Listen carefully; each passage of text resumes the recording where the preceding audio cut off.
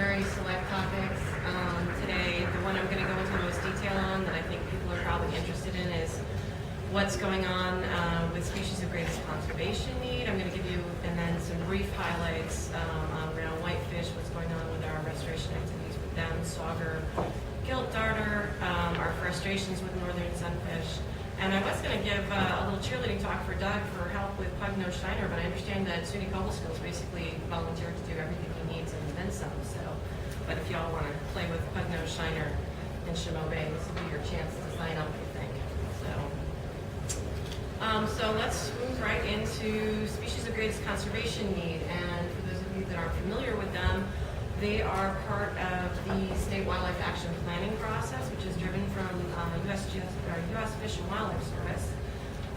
There's a grant program, and every state in the country was required to produce a wildlife action plan back in 2005, and they are at the point of having to do our required 10-year update.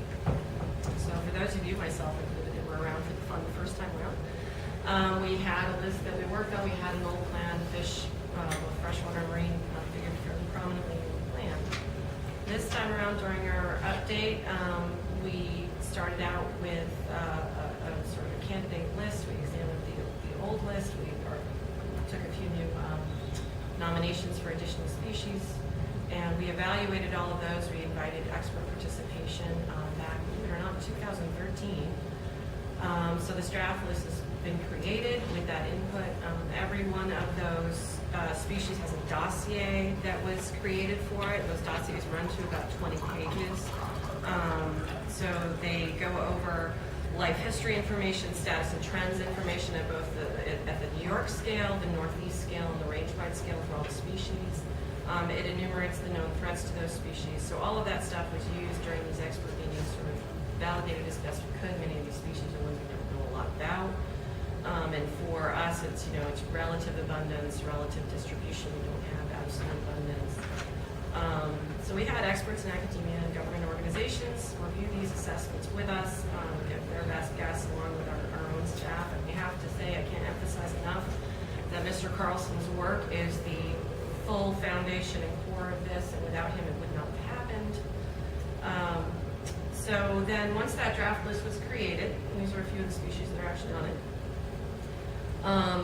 they were subjected to a categorization model that Cornell University developed, the co-op unit. Angela Fuller was the PI on it, and they looked at the rate of decline, the scope, severity, and reversibility of the threats, and the overall rarity of the species, and the inherent vulnerability in some of the species to sort of put them into these bins, if you will. And I have to say, for the aquatic world, not just the fish, but freshwater mussels, crayfish, a few other things, that getting the terrestrial mammal-oriented people to put the overall rarity of a species and the inherent vulnerabilities of things like freshwater mussels into the categorization model is a major victory. Apparently it sounds a lot better when Dave Strayer says it. That's all I got to say.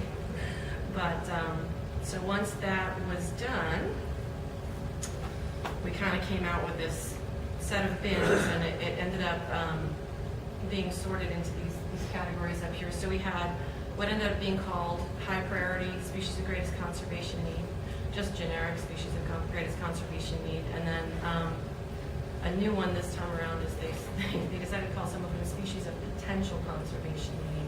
So these are species where we have some indication of risk or threat to them, maybe not a well-documented decline, but there is something out there that makes us concerned about their status. And the idea is these will be mostly just an investigation type category to better determine their status and trends in New York.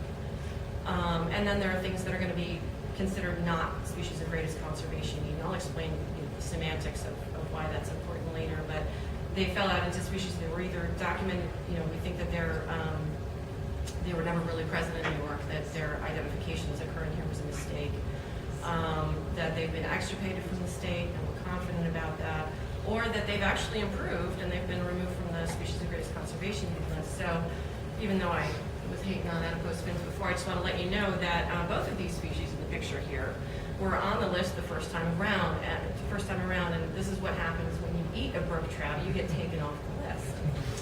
So the original list was 537 species across all taxa in the first plan. total of 593 species were put under review. This resulted right now in 480 that are going to fall into the top 3 highlighted categories, either SGCN or species of potential conservation need. Of those, the ones you're really most interested in, there's going to be 39 total freshwater fish, and their actions would be included in the plan itself. And there will be 46 total marine fish species, including the sharks, skates, and rays, included in the plan this time around. So, and of that new category, species of potential conservation need, there aren't any freshwater fish in that category, but there are 9 marine fish species. So just quickly, and I've got actually with me, I've got copies of the draft list. I've highlighted the marine and freshwater fish for you. It is up for comment, but I just want to give you the highlights. These are the freshwater ones that made the top cut here.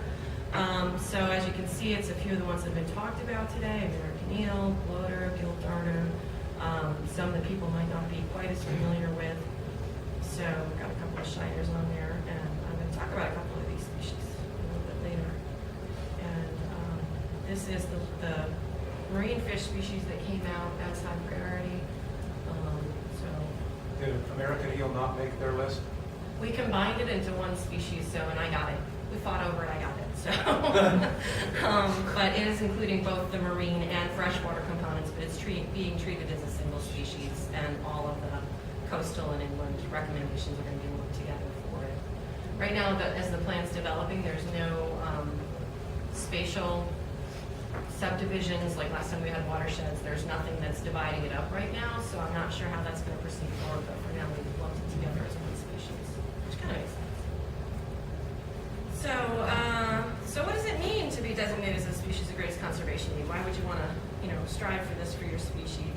So for one thing, the ones that are in those top 3 categories, it does mean that the recommended actions will appear in the Wildlife Action Plan document itself.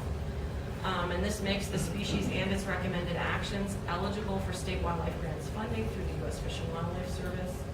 Just as a reminder, the way it works, New York State DEC has to receive the funds, but that does give us the capacity to work with a lot of partners, either in re-granting, contracting, pass-throughs.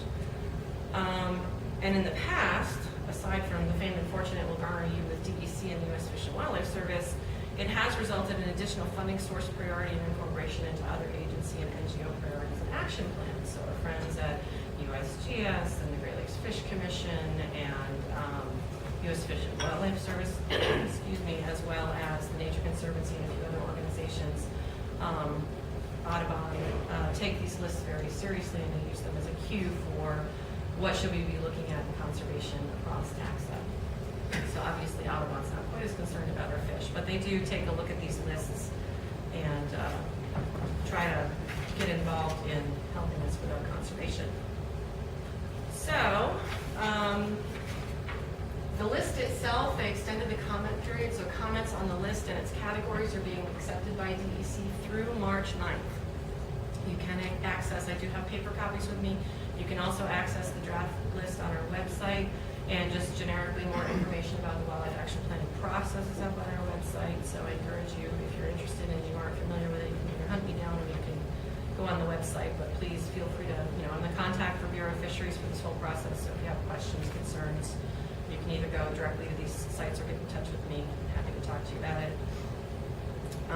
And the other thing that's on my plate right now is the actions part of it, linked to the draft list, are being developed now. So I have to enter those actions, those recommended actions, into our database by the end of February.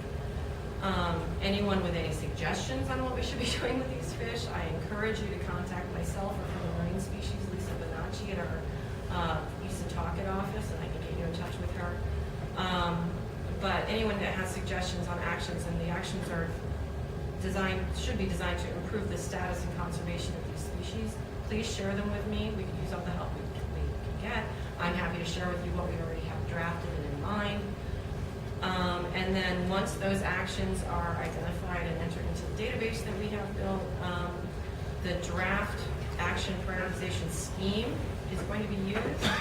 I guess a draft of that schema will be shared shortly with our partner steering committee. I think there's a meeting on February 12th that consists of a lot of the larger NGOs and some of the government agencies have representatives on it. Right now, I can tell you from what I've seen of the prioritization scheme, it's heavily weighted towards the efficacy of the action and its cost. It kind of takes the status of the species out. So that seems to be the integration of whether you're a high priority species, I assume is going to end up interacting with that prioritization scheme for the actions themselves. But as it is evolving, I really can't tell you for sure how it's all going to shake out. Yes, that's Is it a lost cause to advocate that extirpated species should be included? There's about 6 fish that are not on, they're only considered as extirpated. right. My understanding is, I mean, we can certainly make that comment, and I would encourage anyone else in the room that feels that that should be re-examined to do so. I don't think that I can get anywhere with it personally. I can pass along those comments, but that decision was made that they're going to try to streamline and narrow down what actually appears in the plan. So, you know, the downside is if they are not a species of greatest conservation need, they are not eligible for state wildlife grant funding. But if you talk to our director about it, she basically said it doesn't mean we can't work on those species. No, we're not short of funding for them, but it doesn't mean we can't work on them. So that's where that stands. But if it's a comment that you have, I can pass it along, and anyone else that feels the same way. Are there any other questions about this before I move on? And we can talk later too. Just want to try and keep it in time. Okay, so that's State Wildlife Action Plan. And then I want to talk a little bit about brown whitefish recovery. We haven't talked about brown whitefish in a while, and they're very cute whitefish as well. So they are still listed as endangered in New York State.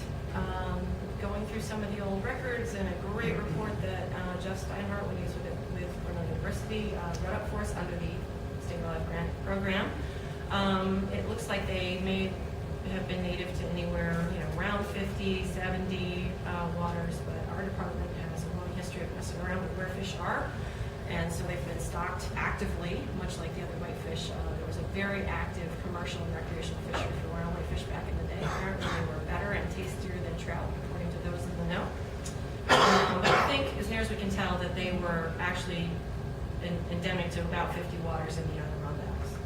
They are very cold water, deep water fish. By 2007, as near as we can tell, they've been down to about 6 populations, which is a little nerve-wracking. DEC has stocked 16 waters since the year 2000, and of those 16 stocked waters, we've only been able to document reproduction in 2 of them. So from where I sit, I'm a little nervous about that track record. So I think we've been starting to do a little soul searching, as well as looking at some maps. And we've been having some discussions internal to DEC about rethinking our approach to brown whitefish. From the recovery aspect, obviously historic waters are best.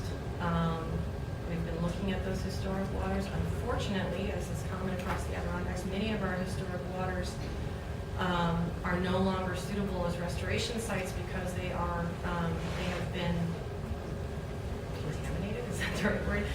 There are non-indigenous species in them. So there's bass, there's yellow perch, there's smelt, there's all kinds of stuff and many of these waters are large enough that we can't reclaim them. So we're actually thinking about expanding beyond the strict historic waters list. And some of the other things I've been talking to people about is, if not a population viability analysis to help us set our goal of how many waters do we need to have to maintain them as a secure member of our fauna in New York, maybe doing some sort of a risk assessment using our past knowledge of how long our reclamations tend to stick before somebody else throws a bass in the water or smelt shows up or, golden shiners get released. So that maybe looking at the relative isolation of some of these waters and other factors, that we might be able to come up with some sort of probability of time to it getting messed up. And that may help us in turn decide how many waters need to be in play at a given time to maintain them as a secure member of the fish fauna. And of course, we're grappling with how to reassess all those stocked waters, both the persistent native ones and the 16 that we have attempted to bring them back from. And we've been working on really grouping that too, which I hope to share with you. Okay, so that's what's going on with the whitefish. And then so we're coming up to the lightning round. Just some really quick updates. I'm going to steal Jeff's thunder, but we've been trying to expand Sauger across the state. They were thought to be gone. Our last stronghold for them in Lake Champlain, I think it was Ms. Zolweg Haran over there that handled one of the last ones ever seen in Lake Champlain. But they just dropped off the face of the earth, probably because of increasing water clarity. They like plenty of water. So we've been getting eggs from down south, or fry, I guess, technically, by the time we get to a fry. And they were stocked in June of 2014, 5,700. We did not get a lot, and they were itty bitty, as you can see in the top picture. Put into the Allegheny, and that same September, they grew that much, and we were able to capture 50 of them. So good on you, Mike Clancy and crew. And so since we've had this rousing success the first time around, we are carrying on per the recovery plan that was developed, and there will be more stocking in the Allegheny and some assessment of additional places as candidates. So we have some Sauger. Same thing with Gelt Darter. We went and we had been working with SUNY Cobleskill on captive breeding methods, which was kind of tricky. It worked, but it was tricky. And then it turned out that the state of Pennsylvania had more of them than they realized, and they allowed us to come kidnap a whole bunch. And so we trapped and transferred some up over the dam and the reservoir in the Allegheny. And again, Mr. Clancy and crew have recaptured some of our marked released fish, in many cases 7 or so miles away from the original release location. But we have been able to find these itty bitty tiny fish in that big system, and they seem to be surviving quite happily. And Mr. Clancy and crew also got really good at catching the breast darter as well. So that's good news for our Allegheny River system. It is our most diverse watershed in the state. It's got lots of really cool Mississippi fish that we don't have anywhere else, so it's nice to know that they are doing well. And then this is my frustrating species to talk about today. So northern sunfish, we have them. They're now their own species. They used to be a northern subspecies of long-ear sunfish. Again, very pretty little fish, very small little sunfish. That's a full-grown one on the bottom. They were holding on by their fingernails, or fin rays, I guess, in Tonawanda Creek. Mr. Wells got a master's thesis out of that. Again, under the State Wildlife Grants Program. And it appears now, due to subsequent intensive sampling by SUNY Brockport, yeoman effort, that last historic location is gone. So we have a couple of things. It looks like the disappearance is probably due to integration from green sunfish and round gobies coming upstream quite a ways. There is some literature about the bad things that round gobies are doing as they get into more riverine systems and tributaries of the Great Lakes. And green sunfish are notorious for hybridizing with every other sunfish out there. So there's some talk about doing some genetic work on the integration and possible hybridization. Plus, these guys are little and green sunfish are big and mean. We've had very limited success with attempts to stock them into additional locations. And then we have a situation where we think that, so we have this, what I keep calling our ARC population. Some of the wild adults were captured out of Tonawanda before they completely disappeared and nurtured along in Region 6 in some wildlife management area ponds. They have since been split up and a bunch sent to our hatchery in Randolph, where they are happily living in a hatchery pond breeding like bunnies. However, as we discussed with Dr. Whiteley the other day, we think they're severely bottlenecked because it was literally like 9 adults that are parents of the entire population. So we kind of maybe want to look into that, the genetic status of that, and maybe look at if there is a possibility to do some rescue genetic breeding. He was actually kind of positive about that, bringing in a small number of individuals from maybe either similar locations in Ontario or Michigan, and trying to potentially boost the diversity of the stock that we have without losing what makes them special. And I can go into the genetic work that was originally done on those sunfish by a researcher at Yale indicates that our Tonawanda fish have these 7 allele families, and most of the other stocks that are known and have been profiled only have 4. So we have these 3 gene families that don't appear to be in any of the other populations of northern sunfish that have been tested. So we do have special little guys we want to keep. And then the last thing I wanted to talk about was Doug's bug notion that he wanted some help. So just if you didn't get a chance to read his poster, we apparently have very robust populations in the St. Lawrence River, which has been borne out by a lot of sampling by Cattlehound's Biological Station and the USGS. But there are populations that are sort of isolated within bays of Lake Ontario. We used to have 3 of them. We've lost 2 of them. Apparently some fine research done by the Ontario Ministry of Natural Resources, and if I've got this wrong, please jump in, shows a genetic distinction between those bay populations and the ones in the open river. So Mr. Carlson rightly thought it would be a good idea to maybe get another bay population going, but because again, those two lost populations in the bays, the habitat doesn't appear to be suitable any longer. We may be looking to move them into Chenal Bay, which apparently is happy for Cisco, so why not? So that was all I had prepared for today. Thank you very much for coming. I'm happy to stick around for discussion if people want to, but I do know there's a leak sturgeon talk about to start next door. You can still hear him talking. How about one question?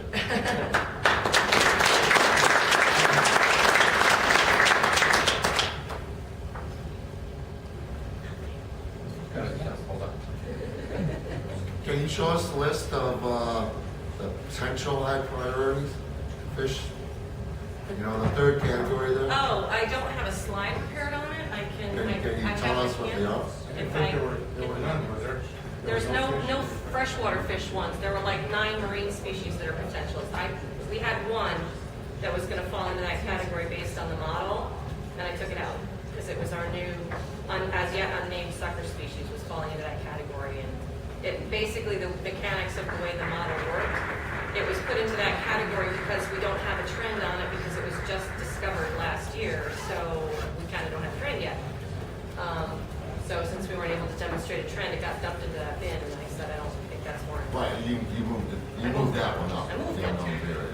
Where was Muskellunge? Is that on? Regular SGCN. So that's one of the highlights. That's one of our new species. It was nominated as the wild, non-stock, self-reproducing populations, primarily driven by Dr. Farrell bringing that up, I don't know, like 10 years ago, that maybe we should be looking at muskies and concerned about those wild populations.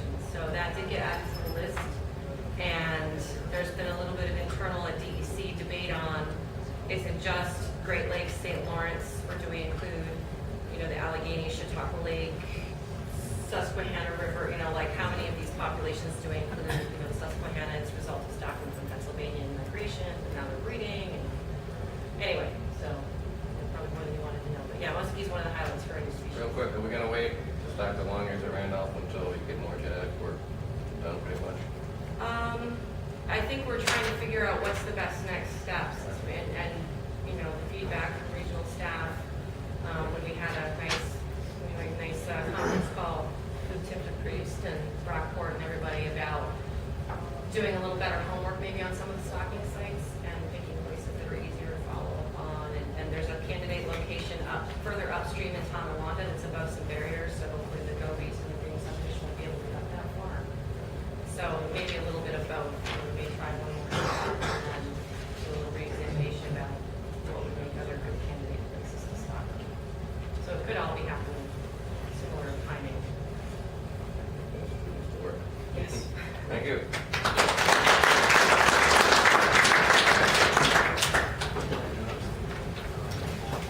That's it for our talk. There's supposed to be one next door, and then we have a void thereafter. Stick around.